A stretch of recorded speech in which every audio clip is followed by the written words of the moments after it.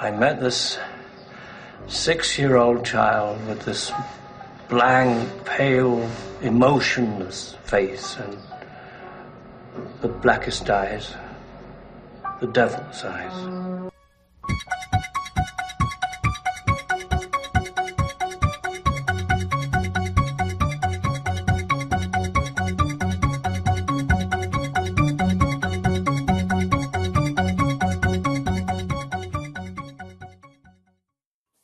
Hi guys, welcome to the Halloween podcast. We are back and we are looking at the Halloween 2. And when I say Halloween 2, I don't mean Rob Zombie's one.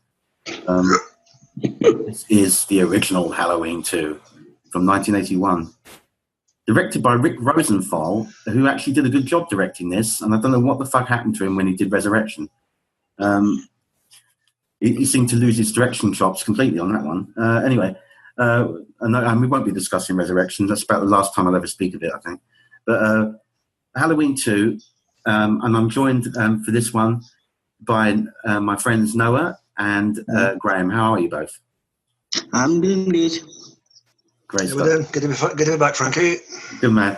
Right, guys. Just, and I'm sure that most Halloween fans will know this already. There's a little bit of backstory. But originally, when Halloween 1 was finished, and I mean, just after they'd done it and you got it out there and everything, you know, it was a slow burn at first, apparently. It didn't really take off in theatres quickly.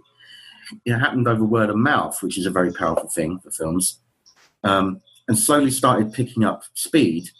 And then all of a sudden, it was like it was one of the highest grossest independent horror films of all time, I believe, until recently with, I can't remember what film, something's beaten it since, but it got, I think, about 70-odd million dollars over a couple of months or so. But I mean, that was a lot of money for a film that cost about $300,000 to make, you know. But I don't think they anticipated the success that was going to do. But even though it was successful, obviously the companies were wanting more, because that's often what happens. If something takes off, they want a sequel. But Carpenter didn't want to do a sequel. He was adamant that you know, he wanted to leave it ominous at the end. So, you know, say the guy's still out there. That's more mysterious to end it like that, rather than continue it and wear the idea out, you know. But he kind of got pushed into it a bit. And so he kind of wrote this script, rattled it off in one night, I think, with a 6-pack of beer. And lo and behold, Halloween 2 came out, which actually ain't a bad script for something that you didn't really have a heart in. It's not that bad, you know. Okay, guys. So I just wanted to give that little bit of, you know, backstory about how this all sort of happened. But he didn't want to direct it. So he did write it. I don't know if he co-wrote it with Deborah Hill or not. I know they produced it. But anyway, produced it, yeah. Yeah, but he did, but he didn't want to direct. He said, "No, I don't want to direct this thing."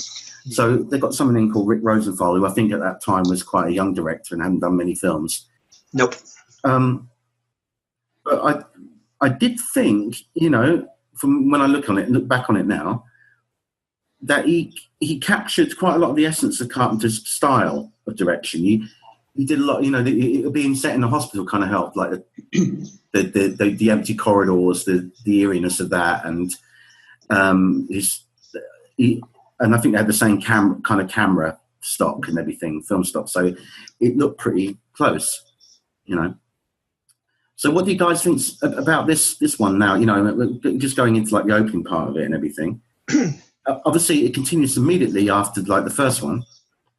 So, in a sense, you could call it one film, but in 2 parts rather than 2 separate movies, because it was all the same night. You could actually make it into a 3-hour cut if you wanted to. You know, that is one of the main things that was interesting the first time I saw this movie. It's like, oh, hang on a minute.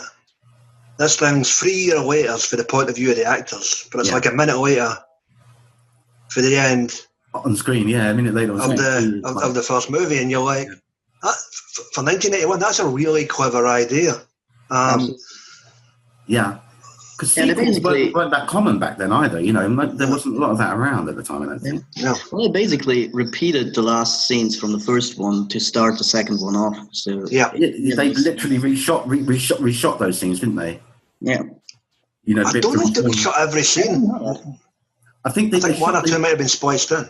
Yeah, or unless it was an alternative cut or something that they hadn't used in the first one. But you can see it's from a different angle when he falls off the balcony. You know, when he gets shot, it's a different thing. That I don't know if there was a new shot done for that or not. Yeah. And the impression of him on the ground is completely different. It's much bigger, and it's like he's done one of those, you know, those snow fucking butterfly things. He's about 3 times bigger than him, you know. Yeah. This impression like that. So that was definitely new. And then when, of course, Loomis ran outside and all that, and you know, all that bit, like, you don't know what death is. I love that line he does. So all that kind of thing. So, yeah. What do you think, Noah, at this point? Well, I actually just rewatched it, so it was fresh in my mind. I like the way it started off. It starts off with Mr. Sandman playing, and you know, you have the Mr. Sandman bit. That's right. Yeah. And yet it starts and it ends with Mr. Sandman playing. I like that. You know, nice little frame to the movie. And it repeats the ending. And I like the opening shot where the pumpkin basically splits open and the camera goes inside and it reveals a skull hiding inside the pumpkin. Yeah. It sort of reminds you of The Mask Michael Myers is wearing. So that was a really good opening. And it also reminded me that back then movies used to have those long openings where just names of the actors would pop up and nothing was happening much, and you were just sitting there waiting for the action to begin. Yeah. It was good because you know that was an interesting new twist on the original pumpkin thing on the screen. You know, like splitting, and then you see the skull. Yeah. It's like implying like it's death behind this thing, you know, behind this mask. It was quite an interesting way of doing it, you know. Yeah. It was interesting because the first 2-3 minutes of this movie showed you the main difference between Halloween 1 and Halloween 2. You're right, Frank. Whether they did capture the essence, the aura, the atmosphere, but the 3 years between these movies coming out, a lot had changed in the horror genre. You had Friday the 13th running amok, you had blood, you had gore, you had people getting impaled. So they had to crank it up a wee bit. And the first 3 minutes of this movie did show you the difference between the two movies, in the sense that he walks into this poor neighbour's house, you get the girl on the phone, and he just basically slits her throat, and you see the blood. And I'm going, there you go. A totally nonsensical kill. But it's in totally there anyway. Nonsensical kill. It didn't make any sense whatsoever. She was just in a house doing nothing. You know? I don't know. If you subscribe to this whole thing about killing in horror movies basically being a moral judgment, you know, she's on the phone with her friend and she hears her neighbor scream because. Oh yeah, because that was that was the bit where they had the just prior to that was the bit where he walks into that old folks' place, doesn't he? The house and steals the knife. Yeah. And that's when that's when that girl comes out because she hears the screaming of the old woman, you know. Whatever, I can't remember her name, and this is something. So, essentially, whereas the first movie had no gore, you've got a wee bit of gore in this one. Right from the off, more or less, yeah.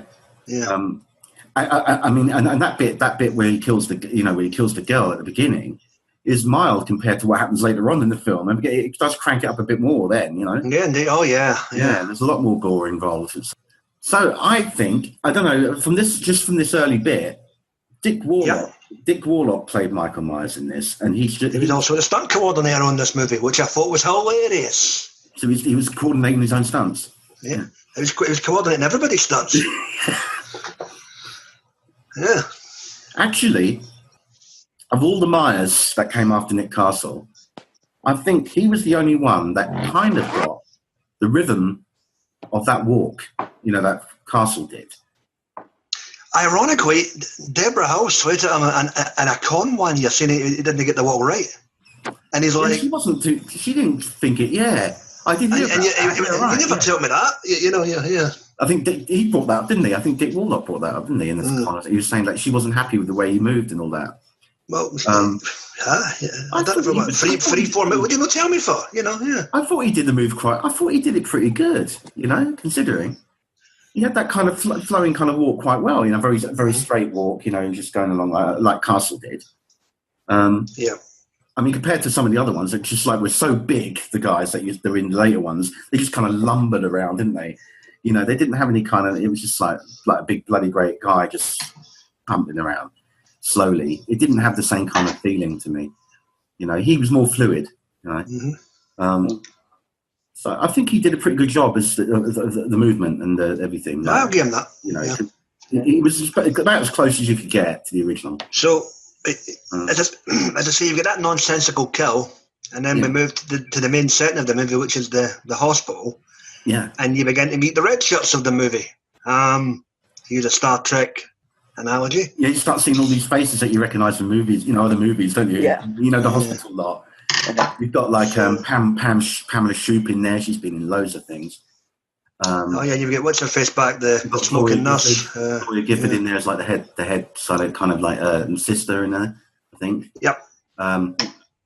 But also the guy who plays Bud.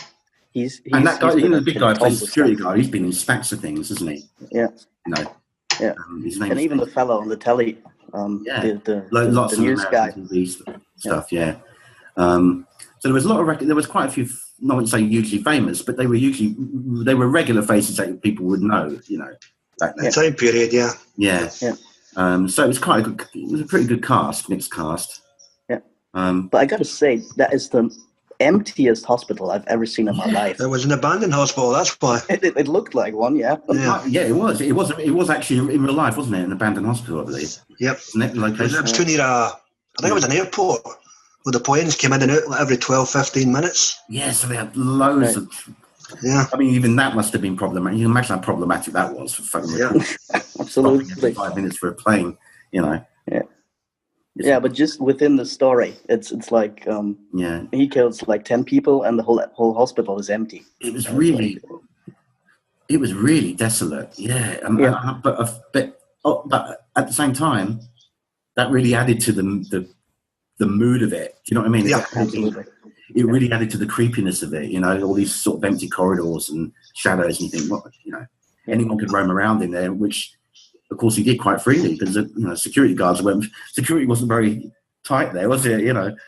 Well, he killed the one security guard. One security guard. He didn't even see him walk by on the fucking screens. He was walking by, and he's looking the other way or reading a newspaper, and was just happily ambling along on the image, like that. We should point out that in the light of a scene they had to go back and film after the fact. Yeah. The reason that he found out that Laurie was in the hospital was he walked by a kid with a transistor radio. Yeah, that's right. In the street. That initially wasn't in the movie. He had to go back after the fact and splice that in there. His Carpenter took one look at it in the edit and went, how did he know she was in the hospital? How do we explain that? We've not explained that. What the hell? Yeah. Yeah. So that's what I mean. I think John Carpenter couldn't really give a shit about the smaller details in that script. He got the right. At least they took the time to have a look and go, hang on, I better explain that. Yeah. And another little tidbit about that, Graham, what you just said about the guy with the transistor with the radio, that was actually Dick Warlock's son. There you go. Yeah. He came to the set with his dad to watch it. It must have been, maybe it was in the school holidays or something back then. And Dick just asked, could we give him something to do? And that bit must have been written in at that point. And so he got to be the guy holding the ghetto blaster to his ear, and Myers bumps into. That's his son, Dick's son. Yeah. I thought they used that quite cleverly. The news, like people turning on the TV or the guy with the transistor radio. We always got those nice little recaps of what was going on. Yeah. Yeah, it's a quick way to explain something. Yep. Very easy. And then you just see him follow, just walk around, you see the sign to the hospital. So anyway, we're back in the hospital and the bloodbath essentially is about to begin here. There's a bigger body count in this than there was in the first one, that's for bloody sure. He must have trebled it in this one. In the first movie, he only killed 4 people. He wasn't actually I wouldn't call a notorious serial killer in the first one. But by the second one, he was. And if you think that was the same night, obviously, yes, that would be a lot more body count. But if you had it not continued, he'd only, with the second movie, he actually only killed 4 people in the first. I loved the death scene. The nurse who was up on the harness with a knife in the back, and her shoes fell off. Yep. She had clogs on. I think there were clogs on. Yeah. And you're like, ding dong, the witch is dead. Yeah, Yeah.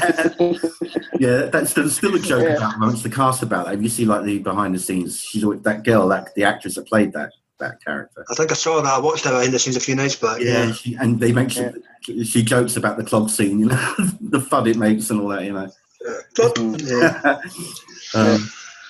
But they were really hammering.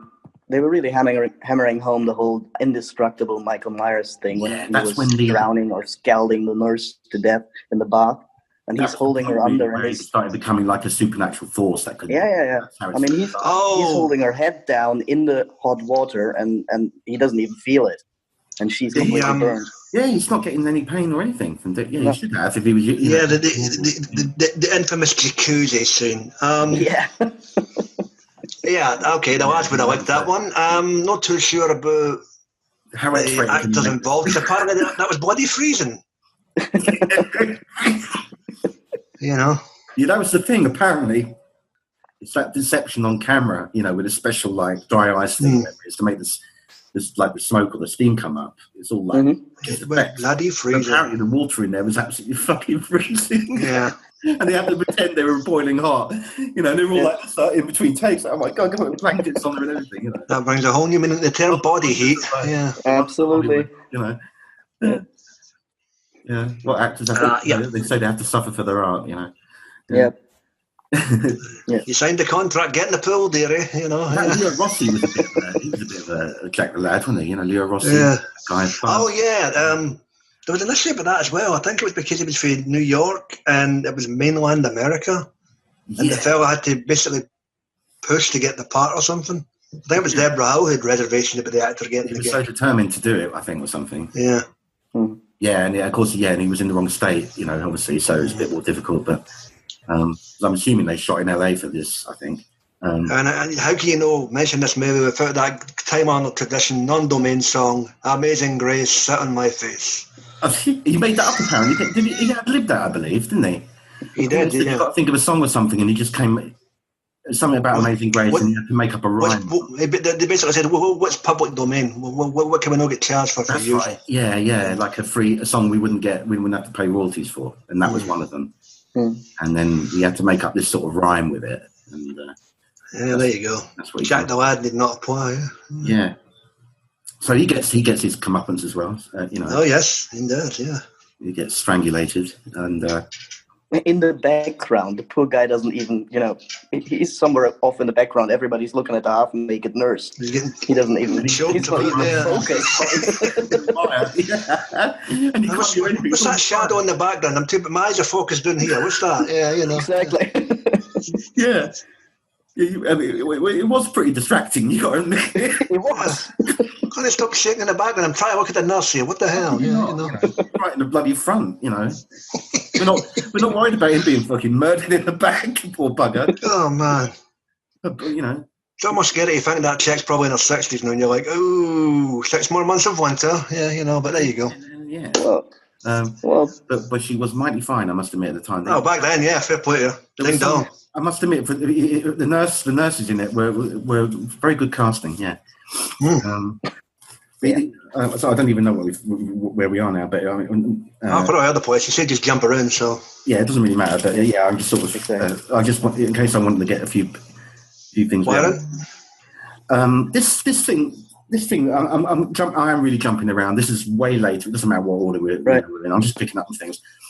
But what do you guys think about this? I don't know if it was a forerunner for what came later on in the franchise, because in Halloween 6, they were trying to get, they were taking away the mystique of Myers, and they were trying to explain his motivation why he kills. So they started bringing in these kind of runes and please don't mention the cult thing, all that kind of stuff, But I'm just wondering the bit where Loomis goes into this school in this one. Yeah. and you see that he's like got a picture of like Myers has been in there, and he's there's like a kid's picture of like the drawing, family, and a knife through one, for the sister. Yeah. And it's got Sam Hain written in blood or whatever it is across the thing. It's not pronounced like that. I know. I didn't think it was. But yeah, I thought it's pronounced Samhain. Person's name, doesn't it? Sam Hain. It's Samhain. And I always laugh when he goes Sam Hain. It's not meant to be a person's name. It's an actual name of it is the thing. Like a country song, isn't it? Sam Haines. Yeah. Is it a real thing? No, or is it that just made up? No, it's a real thing. It's pronounced Samhain. It's a Celtic festival. It was the end of the Celtic year. Oh, Celtic festival. Okay. Yeah. Was it like a pagan thing? Pagan ceremony? Yeah, it was a pagan thing. It's still pagan religion still celebrated. Yeah, that and Belhain, however that is pronounced, are the main holidays, and it used to be the end of the Celtic year. Yeah, I think Loomis said something like the end of summer.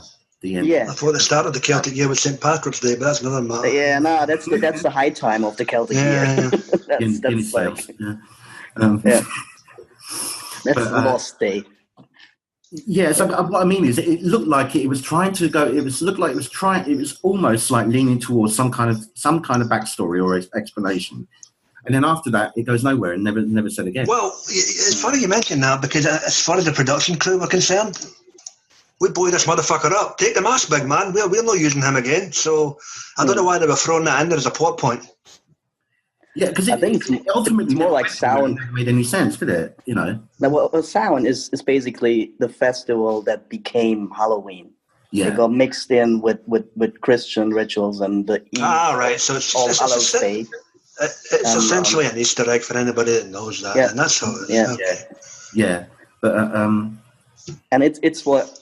Oh, if you have those ultra Christian folks harping on about Halloween being a satanic celebration, that's what they're talking about. Yeah, they're talking about Samhain, and they're talking about those rituals that were going on way back when. Yeah, when they would have sacrifices, when they would have like Wicker Man and stuff like that. Oh yeah. Oh, the Wicker Man. That was a good film. I mean, the original, not the crap. Don't get me started on that piece of shit Nick Cage reboot. Jesus Christ. Yeah, not the movie, and definitely not the Nick Cage version. But he definitely wasn't all right in that fucking Wicker Man remake. The bees. That was just anyway, different movie. Yeah, the original one was brilliant, I thought. Yep. Oh, that was fine, apart from the stunt ass. Yeah. So yeah, the guy, this is where we started talking about, like, because things did change, in those 3 years since from Halloween 1 to Halloween 2, video nasty started to appear, didn't they? Yep. And stuff like it was about at that time, wasn't it? 81. Early 80s, yeah. Dead and all this kind of stuff. It was upping the gore so much, and the Friday the 13th and this. Bruce Campbell, Evil Dead. Yeah. Yeah, that was really gory. I mean, that's one of the biggest hits, really. It all is pretty tame by today's standards. Oh yeah. Oh, it's comedy by today's standards. Yeah, absolutely. Back then, it's all the George Romero things and stuff like that. Yeah. Well, the way I heard it, they tested Halloween 2, and it tested pretty poorly. Carpenter went back and shot all those scenes with gore and nudity and everything to make it more appealing.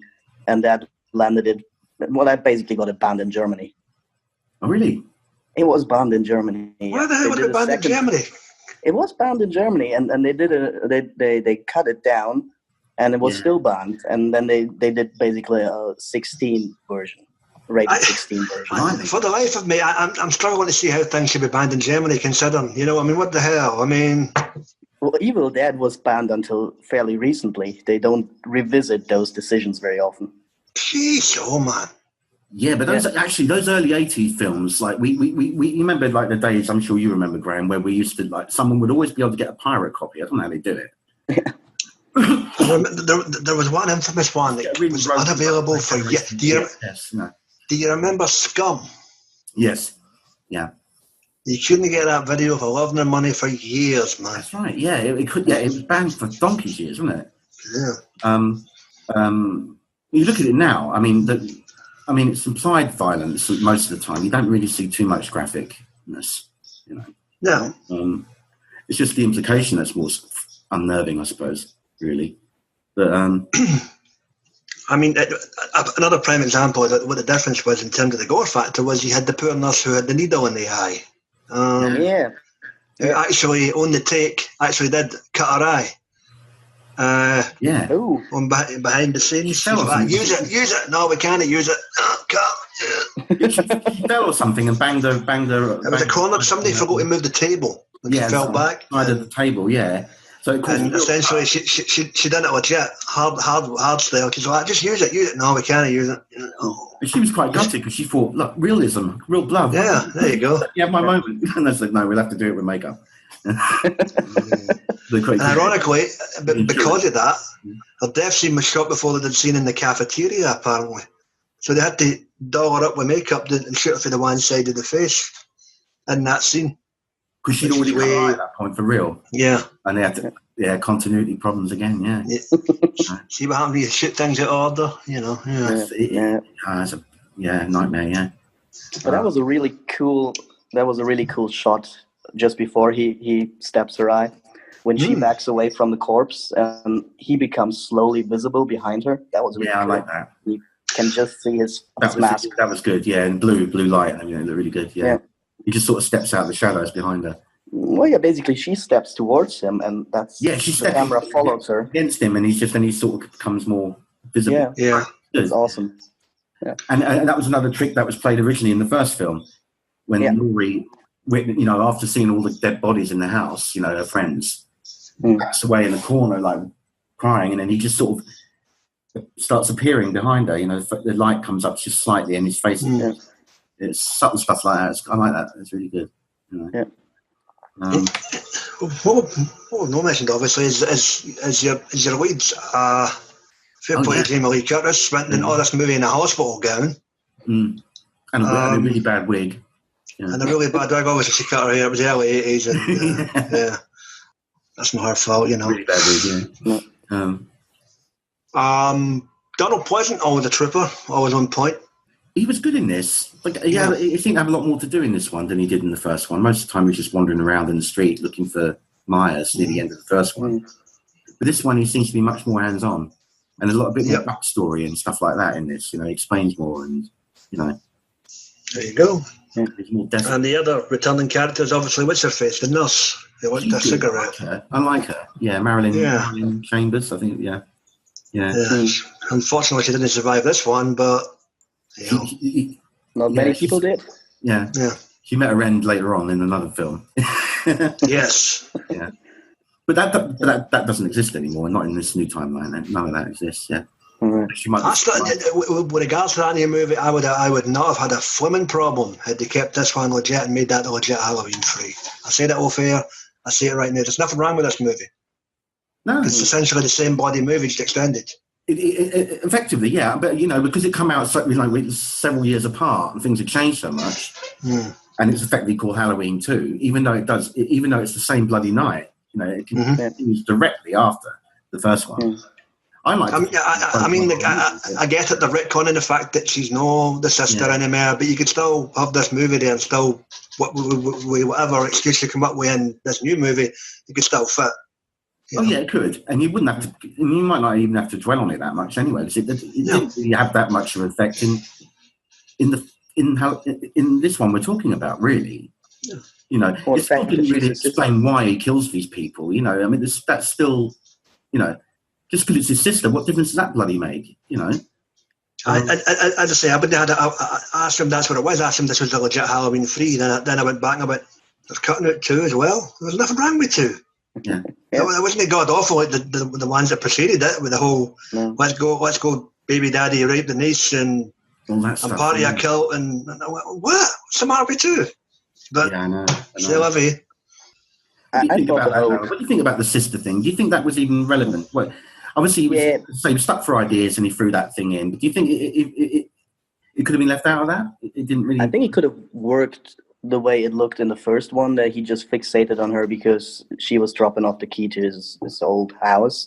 Yeah, something like that. And he was just fixated on her. He basically except for that first girl that gets murdered. He basically kills people. He kills people trying to get to her, and people who do bad stuff. You know, I mean, you think because she was more sort of like the purer one, like the caring one, and the others were going around having like unprotected sex everywhere. Exactly, like the nurse.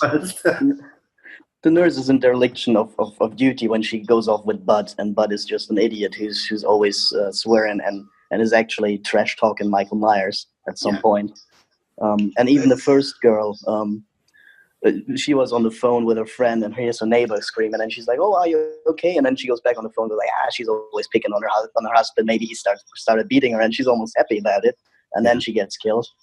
So it kind of fits in. He either kills people who are getting in his way of getting to Laurie, or people who are doing bad stuff. Mostly people are just getting in the way of whatever his target is. So, absolutely. Collateral damage. Yeah. They're basically just fathered him, really, I think. You mentioned Bud, but I mean, by the end of this movie, he was Bud Light. Dilly. So, there you go. Yeah. In the pit of misery. Yeah.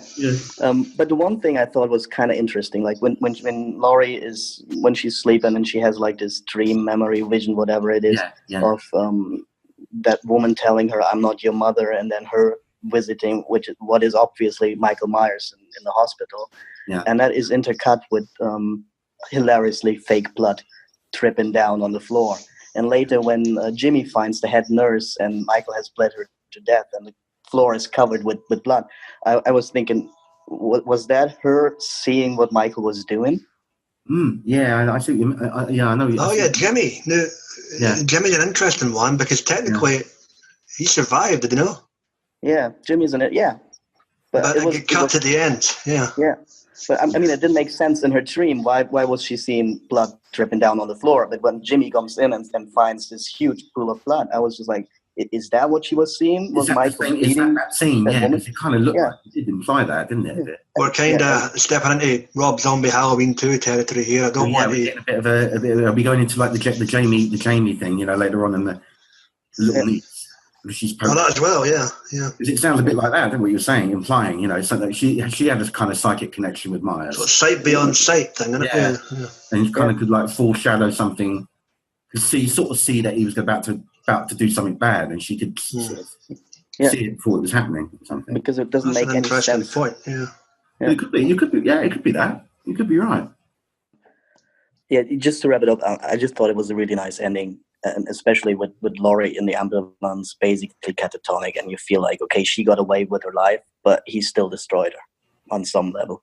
Yeah, but she's kind of but as you say, he might be destroyed, and had it not continued, he's dead definitely. Yeah, Loomis is very likely dead as well. I mean, we're in the same. Without doubt, they would have been blown. She got blown out of the room, but they went nowhere they could have survived.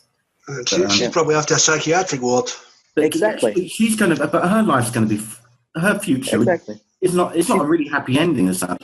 Her life's going to be fucked. She's going to be psychologically twisted, damaged by that. Yeah. You get a feeling like she's going to be the one staring at the wall for the next couple of years. Exactly. Mr. Sandman. Exactly. She's going to be the next killer. She breaks out. Yeah. Oh. You imagine if it had gone that way. Imagine that had happened. But that would have been, I don't know. Yeah, that would have been a long one. It would have been interesting. I would tell you, you had the cutscene in the ambulance where Jimmy popped up. He wasn't actually dead. I was going to mention that earlier. Yeah, thanks for bringing that up, Graham. Yeah, there was a scene cut. They shot an alternate ending of that. The bit in the end where she goes off in the ambulance. Yeah. Kind of just looking out and she's just completely like disheveled, and upset. There's a bit where you see her in the ambulance, and there's a gurney or a trolley behind her. Sort of, she's in shot, and that's kind of like a bit vague. And you see the sheet start rising up, and the implication was that Myers in there. People, for that moment, think, no, Jesus, how the hell did he? He's going to get her, but. It was Jimmy. He survived. Jimmy. Sort of Hey, Jimmy. Yeah. But he was really badly acting because he One last fake scare. Like that. Hello. Yeah. Hello, so Mr. Bean, isn't it? Yeah. And then he's still not silly. And we give birth to Jamie Lloyd, for Halloween 4. So yeah. That's what let's happened. knock up Daniel Harris in the back of his ambulance. Yeah. Knock up the catatonic girl. Knock up the girl who doesn't know where she is and what's going on. Yeah. So that's kind of that was we're going into the new timeline there. Yeah, definitely. But Jimmy gets definitely he gets the prize for the worst white knight in armor. I'm gonna save you. Let me just fall asleep on the steering wheel and alert the bad guy to where we are. Yeah, he was really out of it, wasn't he? In that he was because he's been so badly from that fall on the blood. There you go. He didn't know where he was. But I was just thinking the same thing. It's the old tropes, isn't it? Let's hit the steering wheel, let the horn go off. Oh, he'll never find us now. We won't know where we are now. We're just giving the bloody game away. We're out in the car park. But Myers was getting a bit more cunning in this one, as I noticed as well. He slashed all the tyres of all the cars in the car park so they couldn't get away. Yep. He was killed the phone line. He cut all the phone lines as well, and the lights. He was definitely on the ball in that way. There you go. And it took an awful long time to kill people, but he was busy doing other, slashing tyres and stuff. Planning. He was pre-planning everything. He was, 10 steps ahead of everyone. So, what do you think? All in all, there, Graham? What's your verdict, mate? Any particular things that you liked? I enjoyed the hell out of this movie. Yeah, I did. As far as sequels go, you kind of grumble, mate. Thumbs up for me. Definitely a good one. Yeah, it was. Things went horribly wrong a bit later on, but I mean, this one still had a lot of steam at this point. It was solid. Yep. Had it ended at that point, you can certainly understand why it gained a cult following later on. Yes. Yeah. I mean, had those other films not happened, in hindsight, and they just did those two films, I still think it would be regarded as, even now, as classics, those two. People would still be talking about it. Absolutely.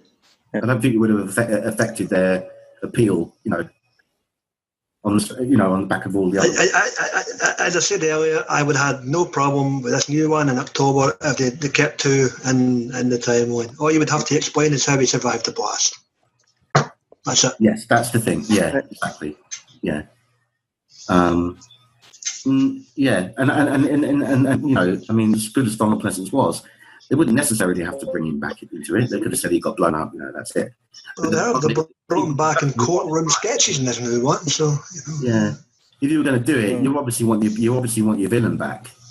So they'd have to explain why Myers could survive that, but they wouldn't necessarily have to.